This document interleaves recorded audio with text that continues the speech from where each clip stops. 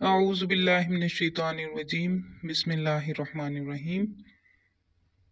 इशफाक अहमद साहब फरमाते हैं, मेरा बेटा साइकोलॉजी में डॉक्टरेट करने अमेरिका गया हुआ है, तो उसकी डॉक्टरेट में ज़रा देर लगी। मेरे हिसाब से तो मैं एक एहसास वाले बाप की तरह नाराज़ हुआ कि भाई इतनी देर क्यों लगाई है।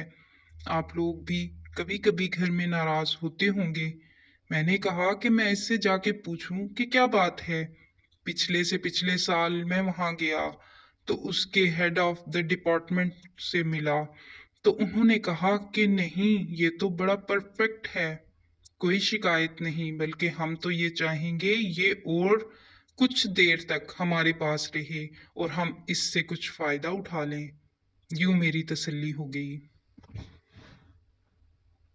यूनिवर्सिटी से घर जाते हुए मैं उसकी कार में बैठा था और वो कार चला रहा था। हमारी गाड़ी से आगे एक और शख्स गाड़ी ले जा रहा था और वो आहिस्ता आहिस्ता चला रहा था और हिचकोले भी खा रहा था। तो मैंने अपने बेटे से कहा कि हॉर्न बजाओ और उसको एक तरफ करो। तो उसने कहा कि अब्बू मैं अभी कुछ बंदोबस्त करता हूँ।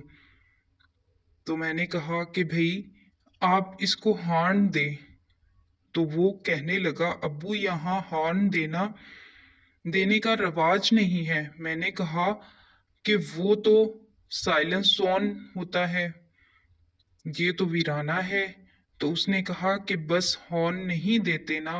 मैंने कहा कि क्यों नहीं देते। कहने लगा कि मैं इसलिए नहीं देता हूँ, ये आगे जाने वाला मुझसे उम्र में जरा बड़ा है, बहुत मुमकिन है कि उसने नई गाड़ी चलानी सीखी हो और मैं अगर हॉर्न दे दूंगा तो वो घबरा जाएगा और उसका नुकसान होगा, तो मैं ये नहीं चाहता। मैंने कहा दफा करो, इसका नुकसान उसका नुकसान होता है तो हो, तुम्हें उससे क्या।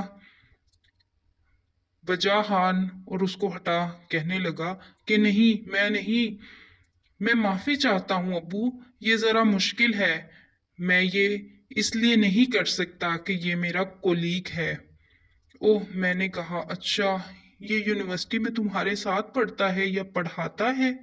उसने कहा नहीं, पढ़ता पढ़ाता नहीं है।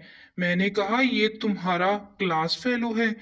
तो उसने कहा नहीं अब्बू, ये मेरा क्लास फेलो भी नहीं है, बल्कि ये मेरा रोड फेलो है। हम एक ही सड़क पर जा रहे हैं, इस रिश्ते से हम एक दूसरे के फेलो हैं ना, हम उसे तंग नहीं कर सकते। तो मैंने कहा कि बेवकूफ, तुझे ये इल्म हासिल करने के लिए यहाँ भेजा था नालायक आदमी। तुमको कहा था कि पीएचडी करके आओ, ये तो तुम बिल्कुल ही म्याऊं म्याऊं से हो गए हो। ये कितनी बुरी बात है। मैंने उससे कहा कि देखो, वापस अपने घर लाहौर चलो और बेसब्री की जिंदगी बसर करो और वहां का ट्रैफिक देखो। यहाँ आकर तो तुम बिल्कुल नालायक हो गए हो। इस आदमी का इस आदमी को अपना रोड फेलो बता रहे हो और उसकी इज्जत अफजाई के लिए और उसको नुकसान ना पहुंचाने के लिए ये सब कर रहे हो। हम तो वहां जरा कोई करीब आ जाए तो उसे धक्का देकर गुजरते हैं और उसकी जान निकाल देते हैं।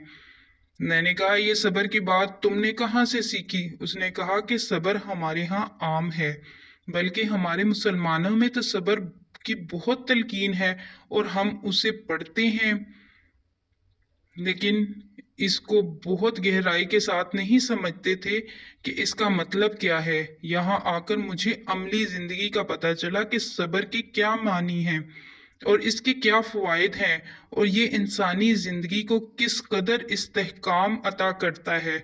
और ये बार बार दोहराई जाती है और ये बात बार बार दोहराई जाती है कि अल्लाह जो है, आप उस पर पूरा पूरा भरोसा रखें और अल्लाह जो है वो आपके हर मसले को हल करने के लिए आपके खालिक के तौर पर मौजूद है।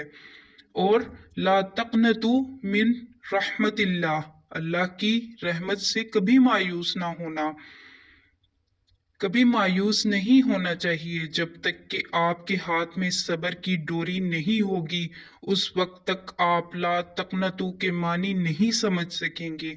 मैंने कहा कि भाई ये तू कुछ अजीब सी बातें कर रहा है, मैं दीन के बारे में इतना गहरा मुतालिया नहीं रखता।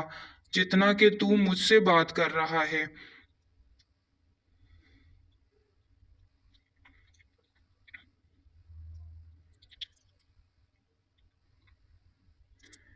मैं तो चाहता हूँ कि अमल हो और तेज हो। आगे बढ़ने के लिए कुछ करना चाहिए। उसने कहा कि एक आयरन होती है, आयरन, जिसे के एनविल कहते हैं, जिसके ऊपर लोहा जिसके ऊपर लोहा रखकर कूटते हैं तो वो बेबस कर देने का सबसे बड़ा सिंबल है ना। उसने कहा कि जब लोहार आयरन के ऊपर चीजें कूटता है तो कई हथौड़े टूट जाते हैं, लेकिन आयरन अपनी जगह पर कायम रहता है।